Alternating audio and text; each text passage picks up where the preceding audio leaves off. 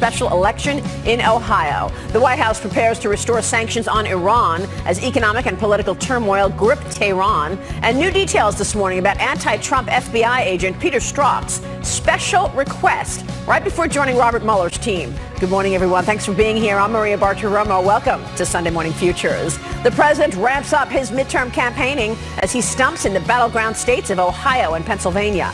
This as he threatens to shut down the government over border security. Reaction this morning from Congressman Peter King. Plus our panel of Alan Dershowitz, Mark Penn, and former Senator Al D'Amato ahead.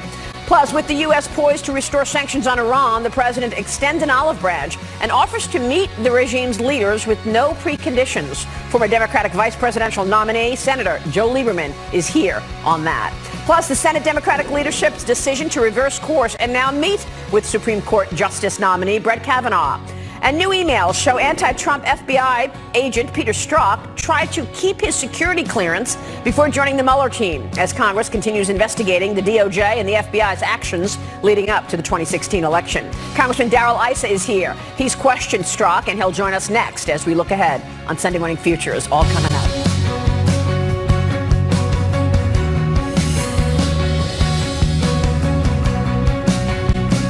But first, President Trump holding a campaign-style rally last night in Ohio ahead of a congressional special election this upcoming Tuesday. The president hitting on a wide range of topics last night while endorsing GOP congressional candidate Troy Balderson. President Trump fired up his supporters on the topic of border security, among other things.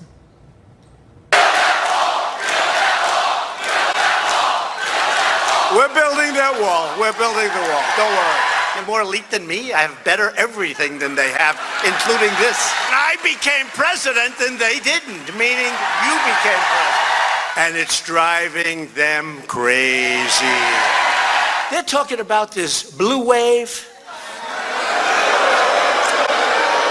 I don't think so. I think it could be a red wave. I tell you what, really, I think it should be a red wave. And we're getting these gangs like MS-13 and others. We're getting them the hell out of the country, one by one, getting them out. And we just announced yesterday a record of enforcement at the border. It's not easy. All this comes as the president in recent days has threatened a government shutdown before the midterm elections if Congress does not implement tougher immigration laws and provide the funding for the border wall. Joining me right now is Congressman Peter King in New York, a member of the House Intelligence and Homeland Security Committees, also chairman of the Subcommittee on Counterterrorism and Intelligence. Congressman, it's good to see you this morning. Thanks so much for joining us. Thank you, Maria. So your reaction to the president's rally, he said in the last week that he's going to be out there in campaign-style, rallies like this 6 days a week going into the midterm elections. He says he wants to get to 5 to 6 days a week going into the midterm elections. Good idea? I think it is. I mean, no one is able to identify and make contact with real American voters, working people, than President Trump. He has an uncanny ability to strike the right note. I mean, I find it myself when I go to, whether it's a diner, a restaurant, a Little League baseball game, a Major League baseball game, just go to local events, local picnics and barbecues, rank and file people, they identify with President Trump. He's able to connect with them. He cuts through a lot of the BS. He cuts through a lot of the Washington talk. And he also strikes home with them that, when they're watching so often on television, these commentators who act as if they're above it all, that they're elite, and somehow President Trump and his supporters are beneath them. By President Trump saying last night to the people, you are the elite, that really it strikes home, and it really, really resonates. It strikes a very responsive chord. So, no, he's out there. Listen, people may not agree with everything he says, but the fact is he is able to connect, and that's a unique ability to have. So many politicians, they talk in riddles, they talk only after they've gone over with their campaign consultants, how they're not going to offend anybody. President Trump says it like it is. Again, some people may disagree, but overall, I think you're going to find a solid majority of people agree that he's trying to get things done, and he's cutting through a lot of the Washington and media elite traps that are thrown out Well, there. part of the issue is that if he doesn't communicate what he's been able to accomplish and his team has been able to accomplish, the American people really won't hear the full story. I mean, when you take a look at some of the things, like, for example, the Treasury recommending rescinding the payday lending rule, which threatened to cut off the poorest Americans from credit. The Interior Department, in terms of the first real reforms to the Endangered Species Act, wages up 3% year over year, unemployment at 3.9%, GDP, economic growth at 4.1%. You're not hearing these headlines in the media. So without these rallies, how does he communicate the accomplishments that he's having when the mainstream media is all about Michael Cohen and Russia and all of these things that really don't matter to the American people? Yeah, he has to go over the heads of the mainstream media, which, by the way, is why I love going on shows like yours. You can talk to real people and not have it filtered through a biased media. And of all those stats that you gave there, to me, probably the most important is that for the first time in 9 years, American workers are getting real increases in their wages. It's been 9 years since they've gotten this type of increase. Because up till now, the media says, oh, this only helps the rich people. Yeah, the stock market's going up, but real working people aren't getting the benefits. Well, now they are. I mean, this is the first time in 9 years you're seeing real, solid wage growth for American workers. So This is, again, probably the best validation of this policies, including deregulation. And there are other things too, but then there's border security, Congressman, and you've done a lot in terms of communicating what is going on with this gang, MS-13. The president is taking a risk here, is he not, by saying, look, if you don't have the money in there for the next budget for the border wall, then we will shut this government down. And that is right before the midterm elections. Your thoughts on that risky bet? First of all, he's doing an outstanding job on MS-13. Let me tell you where I disagree with the president, because the fact is we do have to have a border wall. It's essential that it be funded. But the Democrats have the balance of power on this in the Senate. Right now, if we don't get Democrats to vote for that, they have the power to shut down the government, but the president's going to get blamed for it. I would prefer that he campaign strongly on the wall and telling the voters to vote for members of Congress and the Senate who are committed to building the wall. So that way he would have a mandate going after the election to have the wall. My concern is that if we shut down the government before the election, Republicans will get blamed for it, and we'll end up with a Democratic House. And the first thing they're going to do is try to move to impeach the president. That's so, right. Again, it's a question of strategy, not a question of goals. Well, what are your thoughts in terms of this election meddling conversation? I mean, the president has also said that Russia is trying to undermine our democracy. Others have said they're really trying these tactics going into the midterm elections as well. How worried are you about meddling coming up to the midterms? No, there's no doubt Russia is going to try to meddle. But again, the government is making an unprecedented effort, far more than was done under President Obama, to stop this. I mean, there's been almost $400 million given to the states so that they can improve their computer systems. There's also really a great move by the Department of Homeland Security, sharing information with the state boards of elections. If any information at all, anything at all, is there of any indication of meddling, the government can react to it. But probably the main thing we have to do is convince Russia that there's a deterrent, that if they try this, there's going to be consequences. Because if we're just playing defense, somehow or other they can get through. But if they know there's going to be a massive retaliation, that's the best way to keep them from doing it. Now, President Obama didn't do that. He went over to Putin in, I guess, September of 2016 and said, knock it off. Well, Putin did knock it off, and the president didn't do anything until right before he left office. There has to be a strong deterrent, and we have the capacity to carry out a deterrent. Yeah, it seems to me that these upcoming midterm elections is as much about President Trump as about any of the local politicians, because if he is going to get his agenda executed, he needs more Republican senators and congressmen. Congressman, I want to ask you about security clearance. Stay with us. We'll take a short break. But it's really a head scratcher that former senior intelligence advisors and directors still have security clearance. We're going to come back to you, Congressman, and get your reaction to President Trump weighing the possibility of stripping security clearances for former senior intelligence and security officers, including those that have been very critical of the commander-in-chief, like former CIA Director John Brennan. Raises the question, why do these ex-officials even have continued access to information and the ability to hold clearances? Who does that really serve? Let us know what you think. Follow me on Twitter, @Maria Bartiromo, @Sunday Futures. Let us know what you think. We're going to pose the question to Congressman King when we come right back on Sunday Morning Futures. Back in a minute.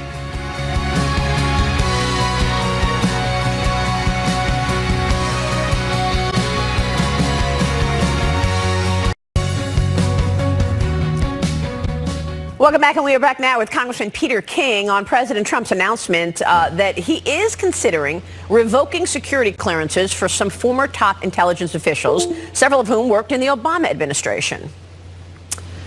Congressman, I don't think most Americans understand that our former leaders of NSA, CIA, FBI, et cetera, they continue to hold their security clearance after they leave office. And a lot of people are saying, well, you know what? They're using it as their bona fides to enhance their marketability for non-clearance jobs in the media or the corporate world. At the same time, you've got people like John Brennan on CNN all day long trashing the president. Should a person who has security clearance be saying that President Trump is treasonous? No, absolutely not. I mean, John Brennan has proven himself to be a cheap political hack, a political cheap shot artist, so he shouldn't. But apart from John Brennan himself, and again, he certainly doesn't deserve one, to me, the only reason to give anyone a security clearance or to keep their clearance after they leave government is if you're going to consult them. For instance, a former CIA director or Secretary of State. If there's a crisis, you may want to bring them in for consultation. Well, obviously, you're not going to bring John Brennan in for consultation. You're not going to bring General Clapper in for consultation because they've made it clear that they are political activists. So to me, the only time this should be done is if you believe there's a real need or a real possibility that you will be consulting that person in the case of a crisis. Like during the Bay of Pigs when John Kennedy brought in former cabinet officials to speak with them. But other than that, no, it's too dangerous. Even if they're on your side, if they're doing talk shows, if they're out in public, it's very easy to, by mistake, even with the best of intentions, give away classified information, top secret information. So no, it should only be for people absolute need. Explain to our viewers what security clearance gives these individuals. What kind of information are they able to see as they go about their daily lives doing something completely different than they did in the past in terms of serving the government? You know, I get my own briefings, and I assume if it's the same as that, they will be told, again, where there's potential crisis, if there's a potential plot. They will be told if there's a possible espionage going on. They will be told about possible coups that are being planned in different countries, either for or against our allies. They will be given the most sensitive intelligence that's out there, both internationally and also domestic.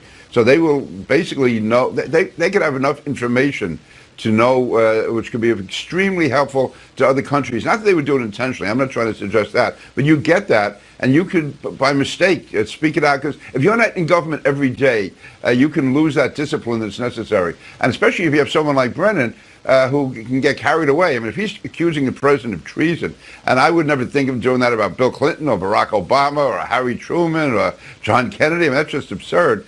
So if a person gets carried away that way, you wonder how much control they have of their thinking process. Especially since we know, I mean, Congressman, you're on the Intel Committee, right? We know that Devin Nunes, the chairman of the Intel Committee, is looking at the CIA and what John Brennan's role was in terms of the dossier and handing the dossier over to the FBI when it was unverified, trying to get the warrant to wiretap Carter Page. So we know all of this that Brennan was involved in, and we know that you've got an active investigation into his performance. So he still has security clearance, giving him this sort of appearance that he's in the know of something, and then he goes on television and criticizes the president, calls him treasonous?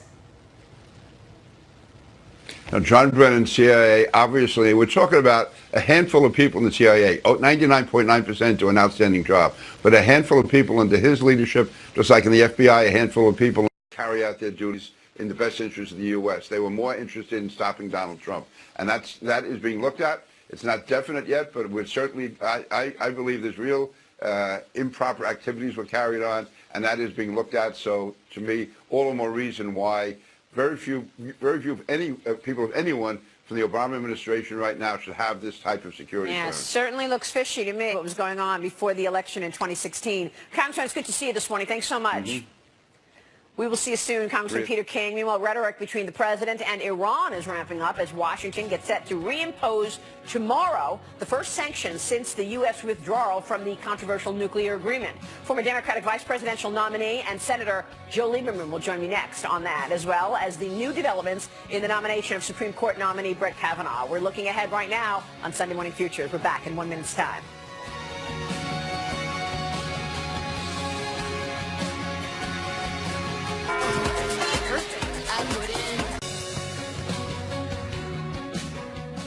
Welcome back. The first round of resumed sanctions against Iran set to go into effect tomorrow. The sanctions snapped back into place with America's withdrawal from the Obama-era nuclear deal. Meanwhile, President Trump last week said that he is willing to meet with the leadership of Iran without any preconditions, but Iranian officials are snubbing the offer. For his part, the president tweeted yesterday this: Iran and its economy is going very bad and fast. I will meet or not meet. It doesn't matter. It is up to them. Here with me now, talking more about that, is former Connecticut Senator Joe Lieberman. He's the chairman of United Against Nuclear Iran. He is also the former chairman of the Senate Homeland Security Committee and former vice presidential candidate on the Democratic ticket in 2000. Good to see you, sir. Thanks so much for joining us. Good to be with you, Maria. So the implications of these sanctions going back on, beginning tomorrow, are what? Well, it's a very important day, and it's a day that I, for one, didn't think would happen. I mean, tomorrow's the day that effectively the Iran nuclear agreement of 2015 dies. And this is one death that I'm not mourning because I thought it was a bad agreement. I thought we gave away a lot, including taking off the sanctions. It's economic pressure on Iran. The sanctions that have been adopted by Republicans and Democrats in Congress over many years, and we took them off in return for not much from the Islamic Republic of Iran. So I give credit to President Trump on this one for getting us out of the agreement. There was a 90-day winding down period to Monday, August 6th. This is the day that half the sanctions go back on. And hopefully that'll bring the Iranians back to the negotiating table to negotiate a better agreement. So you want this to lead to a renegotiation then? You do think there's a possibility for a deal to work? I do think there's a possibility for a deal to work because Iran, the regime in Tehran has a lot of troubles. The economy is tanking. The rial, which is their currency, has lost 80% of its value in the last year. There are protests going on in cities all over the country, and the reimposition of these sanctions, no matter what the other governments in Europe or Asia say about the Iran nuclear agreement 2015, their businesses are not going into Iran because it's risky business. They basically don't want to make the choice that will shut them out of the American economy, which is putting these sanctions back on will. So I think if the government in Tehran is sensible and not extremist, which it usually is, it'll come back to the table for its own well-being, or there may well be a second Iranian revolution. It felt like that this weekend, by the way. Iranians in the streets saying the rioters are calling for the mullahs to get lost. Right. A lot of upset, and the withdrawal of the U.S. from the Iran deal really reverberated throughout the political system there. You said the economy is tanking. What other practical things will we see as a result of these sanctions going into place? Well, I think the most important thing is that most foreign businesses will not invest in Iran. And those that went in after the nuclear agreement of 2015 will pull out because putting the sanctions back on essentially gives them a choice. Do they want to do business in Iran, which has, I think, the 94th smallest economy in the world, or the United States, which is the financial capital, business capital of the world? Yeah, good point. What do you think about the president's offer to meet with Iran, and then they blew it off? Yeah, I was surprised by it. Did you counsel the president to do that or not? No, I was disappointed by it. Although I must say that this, as happens sometimes with President Trump, something he does that doesn't make sense to me, according to at least one story in the newspapers, interviewing people on the streets in Iran, even though their leaders said, no, we will not talk to Trump. The people on the street were saying, why not talk to him? And you know why? Because they're suffering so much economically that they see that as a possibility. Secretary Pompeo pretty much walked back President Trump's offer after the Iranian leadership basically gave thumbs down. And I think there's going to be a period of time where the government in Iran is going to be tested. Economic pressure and protests by their own people. And the only way they're ever going to come and negotiate a good agreement is if they think their own regime is in jeopardy, because these are extremists.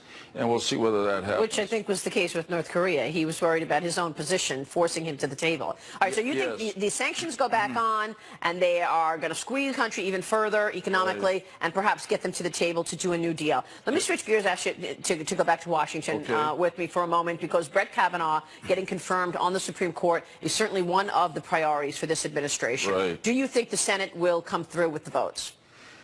Hard to say, really, but I mean, if I was betting, I'd say more likely than not. I mean, the Democrats in the Senate are going to play the major game that's played in Washington these days, tit for tat. I mean, the Republicans stopped President Obama's nomination of Merrick Garland to the Supreme Court a couple of years ago, and so the Democrats are going to try procedurally to stop Kavanaugh from coming up for a vote, because they're hoping that more Democrats will be elected in this November's elections. If it comes to a vote before, then my guess is that most all the Republicans hold for Judge Kavanaugh, and maybe a couple of Democrats, particularly those in moderate states who are moderates themselves, will vote for him, Democrats. And those moderates have already reversed course, saying, okay, we will meet with him. Correct. And so now we're expecting them to meet with Judge Kavanaugh, and perhaps he'll get them to vote. Yeah, absolutely. I mean, I thought it was not sensible, although I understood why the Democrats were doing it, to say they wouldn't even meet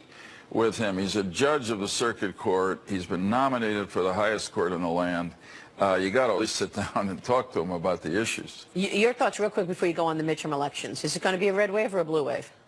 I'm a little modest about predicting after 2016, but I will say that my prediction today is that it's going to be a blue wave, a Democratic wave, not a big wave in the House. Democrats retake the House if the elections are today. My guess is that the Republicans hold the Senate, but it's going to be close. I will leave it there. Senator, it's great to see you this morning. You too, Marie. Thank you so much, Senator Joe Lieberman. Meanwhile, newly released emails reveal anti-Trump FBI agent Peter Strzok wanted to retain certain agency powers, even though he was going on to a new job, when he went to work for special counsel Robert Mueller. Why? Congressman Darrell Issa is up next to talk about that as we look ahead right now on Sunday Morning Futures. Back in a moment.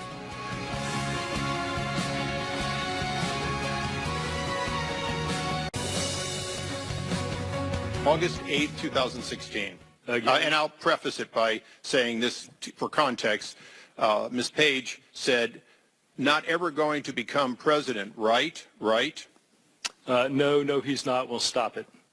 Repeat that again. No, he's not. We'll stop it. August 15th, 2016. I want to believe the path you threw out for consideration in Andy's office, that there's no way he gets elected, but I'm afraid we can't take that risk. It's like an insurance policy in the unlikely event you die before you're 40. That was Republican Congressman Darrell Issa questioning anti-Trump FBI agent Peter Strzok a couple of weeks ago during a joint House committee hearing last month. Meanwhile, newly released emails are showing that Strzok wanted to keep his security clearance and other FBI powers as he transitioned away from the FBI and to the Robert Mueller Russia investigation. Congressman Darrell Issa joins me right now to talk more about that. He is a member of the House Oversight, Judiciary, and Foreign Affairs Committees. And Congressman, it is always a pleasure to see you. Thank you for joining us. Well, thanks for having me on, and thanks for teeing it up with the fact that the more we know about Peter Strzok, the more we need to know more. Yeah, well, that's what I want to ask you. I mean, I want to ask you where your investigation stands right now. But first, what about this idea that Peter Strzok did not want to give up his security clearances? A moment ago, I was talking to Congressman Peter King about this revolving door about how security clearances perpetuate top-level corruption in the United States because they're using their security clearances as their bona fides to get a new job, and then they're using that job to actually lash out at President Trump if they don't agree with him. Well, exactly. And this isn't new. At the end of the Clinton administration, we had people showing up and putting classified documents into their clothes and walking out with one-of-a-kind documents because they still had access. This is a problem. In the case of Peter Strzok, what was interesting was he didn't just want to keep his clearance. He wanted to keep, to use a term, special powers, powers that even the Speaker of the House doesn't have. Issuing national security letters, meaning doing investigations without the normal protections of a court order, and the ability to declassify documents selectively, meaning to create an environment in which you could leak something and say it isn't classified because you've declassified it. For Mueller, these were special powers that no one understood he had, and Peter brought to the fight, if you will. So should President Trump be revoking these security clearances for those people who are no longer working in government, like a John Brennan, like Clapper? Well, there's a principle in classified information, which is need to know. And if you're acting the way Brennan or Clapper, who lied to Congress and admitted it, if you're acting that way, you no longer have a need to know. And for that reason, they shouldn't. And I think the important thing is, if you're a former cabinet officer, you're a former high-ranking official, and you might be called, great. But that's a decision of the president or the current administration. And I think it's extremely important that this not be a guarantee, a right, but rather a privilege of those who continue to volunteer and help America in these difficult times. There are many people, former commandants and so on, who maintain their clearances, and their behavior is such that we want to have them as advisors. But there are clearly exceptions. Congressman, your committee, the Judiciary Committee, as well as Intel and Oversight, are investigating really what happened during the 2016 election, and I want to ask you where that investigation stands. But first, listen to this. Listen to Jim Clapper, former head of the NSA, on CNN recently, basically admitting that President Obama directed these agencies. Listen to this. And I'm alluding now to the president's criticism of President Obama for all that he did or didn't do before he left office with respect to the Russian meddling. If it weren't for President Obama, we might not have done the intelligence community assessment that we did. It set off a whole sequence of events which are unfolding today, notably Special Counsel Mueller's investigation. President Obama is responsible for that, and it was he who tasked us to do that intelligence community assessment in the first place. Well, there you go. He just admitted it, that President Obama directed the intelligence agencies to launch these special investigations into possible collusion between Trump and Russia, of where, of course, we have no evidence of. How far up the ladder do you think it goes? Well, it clearly goes to the top, and this is the problem we had with the last administration was there was this sort of deniability by the attorney generals and by the president, and then later on you discover, no, they were intimately involved. And no question at all, this is an example where President Obama was hoping, in fact, to win the election and use this information against the opposing party. Hillary Clinton didn't win. They got a special prosecutor under essentially false pretenses. If we had known before what we know now, particularly about Peter Strzok and others, there would not have been a special prosecutor. People in good faith called for it based on false information created by the Obama administration. Well, your investigation right now is looking at that? We're also calling for you mentioned in an earlier segment, we're also calling for an investigation of Twitter and other social media that appear to be creating algorithms that are clearly biased against conservatives. Yeah, I want to talk about that because we had House Majority Leader Kevin McCarthy on recently, and he wants the CEO of Twitter, Jack Dorsey, to testify in front of Congress on these issues of shadow banning, of censorship of social media. Right. Last week, we had the chairman of Intel, Devin Nunes, on this program, and here's what he said. Listen to this. I don't know what Twitter's up to. It sure looks to me like they're censoring people, and they ought to stop it. And we're looking at any legal remedies that we can go through. So, Congressman, what are the legal remedies in your view? I mean, you know, if you Googled GOP in California a couple of months ago and you wanted to get the items that were important to the GOP, one of them was Nazism. That was on Google. On Twitter, they have terrible commentators talking about Melania Trump, something Kevin McCarthy lashed out at Twitter about just last week. What's your take on the legal remedies here? Well, first of all, an example is when Google had that, they stood behind this theory that they're a utility and they're not responsible, even though they were giving legitimacy to it and knew it. So one of the challenges is these entities have special benefits, if you will, of being immune from, if you will, the normal responsibility that the rest of the media has. That could be taken away. In the case of Twitter and these others, to be honest, if they're going to politic through algorithm, they could well come under the Federal Election Commission. They could be considered to, in fact, be making an in-kind donation. They could have to register what those dollars are. For right now, what we want to do is we want to get them to admit the truth, which is it doesn't seem logical that when they come up with a new algorithm, it only seems to affect Republican conservatives such as Jim Jordan and the like. And it's the reason that both the Judiciary Committee and the Oversight Committee are trying to schedule on the first day back a hearing with Twitter to give them an opportunity to explain how this anomaly that it only seems to affect conservatives. By the way, because when you have an algorithm, somebody programs that algorithm. These algorithms don't just come out of air. Well, exactly, and that's one of the challenges that we face every day is people say, well, it's all being done in a dispassionate way. Well, no, it isn't. You write code, and that code will come up with something. Right. And, you know, if you give the probability one way, conservatives win. If you give it another way, liberals win. If you do it fairly, then you are looking for those Russian or other outsiders without ever affecting, for example, a member of Congress. It's not hard to write an algorithm that says no matter what you see, if it's an elected official, they should not be, in fact, shadow withdrawn. And yet that's exactly what happened to a number of members. Yeah, absolutely. Congressman, it's good to see you this morning. We'll be watching. Thanks so much.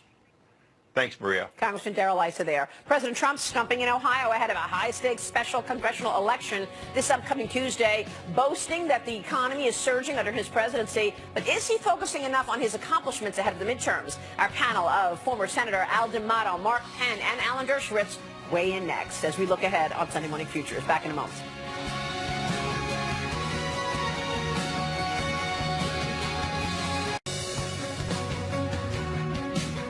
A number that they don't want to talk about, but the number 4.1 was great, but we're going to go a lot higher than that. But if I didn't do anything with trade, just kept quiet, let them continue to take advantage of us, nobody says anything, I think you would have been up another 40, 50, 60%. But eventually, you would have had to pay the piper, eventually. And we're not going to do that. We're going to do something. We're going to make our country so much richer than it's ever been. President Trump last night touting the economy in the bellwether state of Ohio ahead of a congressional special election this upcoming Tuesday. Supporters say that Trump should focus more on the economy headed into the midterms. A Wall Street Journal op-ed written by Kimberly Strassel on Friday said that Trump has a solid record, but he's too busy making noise to tout it. In her piece, she goes on to say this: to hold the House and increase their Senate majority, Republicans must go to do two things: get out their base and bring along the center. The president, with an unrivaled bully pulpit, has instituted policies that provide him a near-perfect message for those tasks. Let's bring in our panel to talk about this. Alan Dershowitz is Harvard Law professor emeritus and author of the new book, The Case Against Impeaching Trump. Mark Penn is a former Clinton strategist and chairman of the Harris poll. Also with us is Senator Al D'Amato, a former New York senator and Fox News contributor. Gentlemen, it's great to see all of you. Thanks so much for joining us. Thank you. Let me kick it off with you, Alan, and get your thoughts on the way the president is communicating. I mean, look, you look at the list that Kim Strassel brings up. You know, wages up 3% year over year, the fastest pace in a decade, average home values rising at twice that pace, unemployment hitting record lows, second quarter economic growth at 4.1%. And yet all we hear about in the mainstream media is Michael Cohen and Russia and all of these negative headlines against the president. Well, we also hear appropriately about his immigration policy, separating families, about his anti-environmental policy, about his pick for the Supreme Court, about his concerns that are raised about health care. Look, it's been a mixed picture. I think his policies on the economy have been good.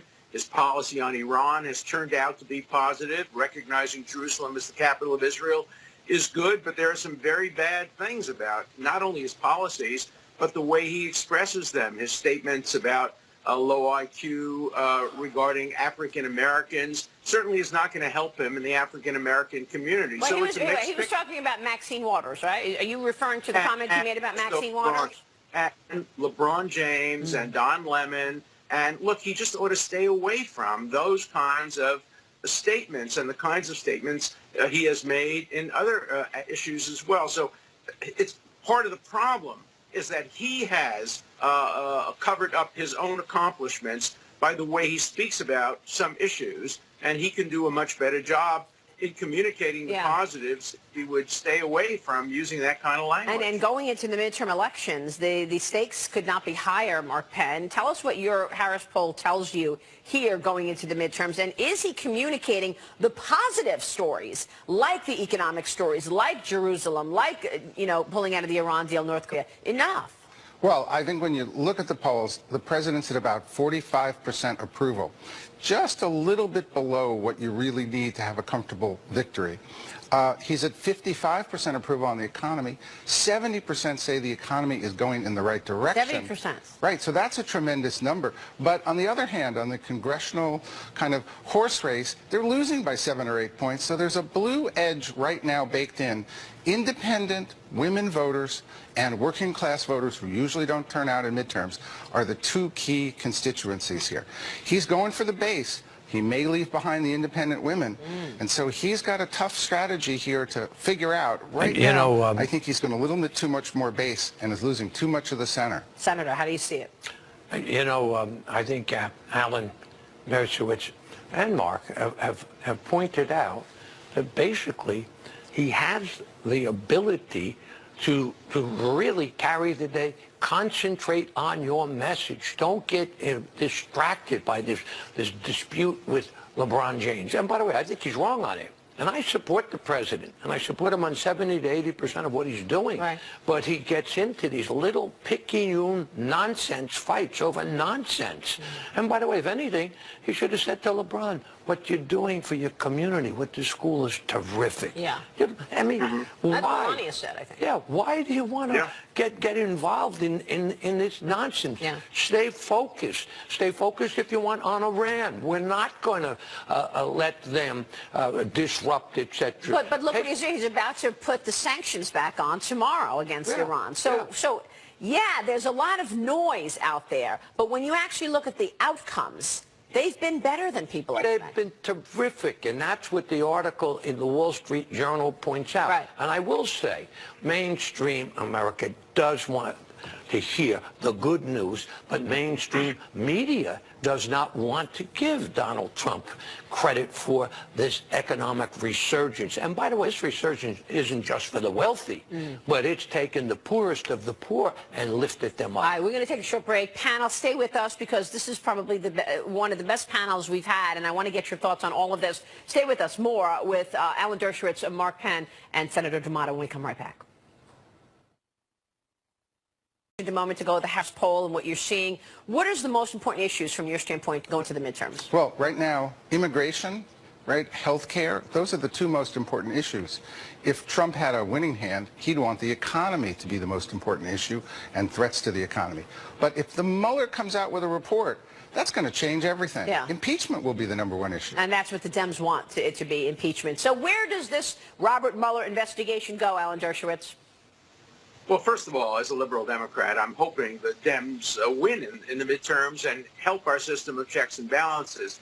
I don't think Mueller is going to impact this election. I think it's getting too late now for a report to come out, because if we had a report now, it would be seen as designed to impact the election. And Justice Department regulations preclude that from happening. So if it doesn't happen right away, and it's not going to happen right away because they haven't even resolved whether the president's going to sit down, then they're going to have to wait until December to release this. So I don't see Mueller impacting the election. But I do think that the president has a problem over immigration and health care and his tone.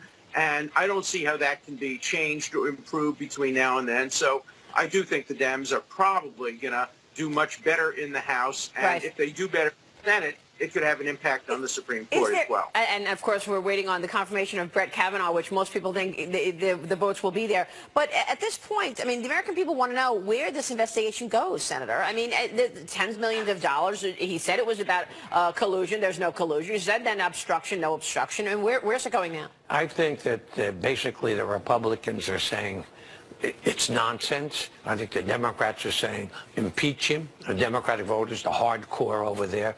It's not going to be the big thing in the election. The big thing can and should be for Trump, #1, economy, economy, economy, uplifting people, and not just the wealthy. #2, I would differ with Alan on one thing, the border. Yeah. People don't want open borders. They want security. They want security. Gentlemen, it's great to see you all. Thank you so much for joining us. Alan Dershowitz, Mark Penn, Senator D'Amato, we will see you soon. Thank you. Last night at the rally in Ohio, President Trump gave a shout out to my colleagues here at Fox News and Fox Business, including yours truly. The guys that we love, right? They're blowing them away in the ratings.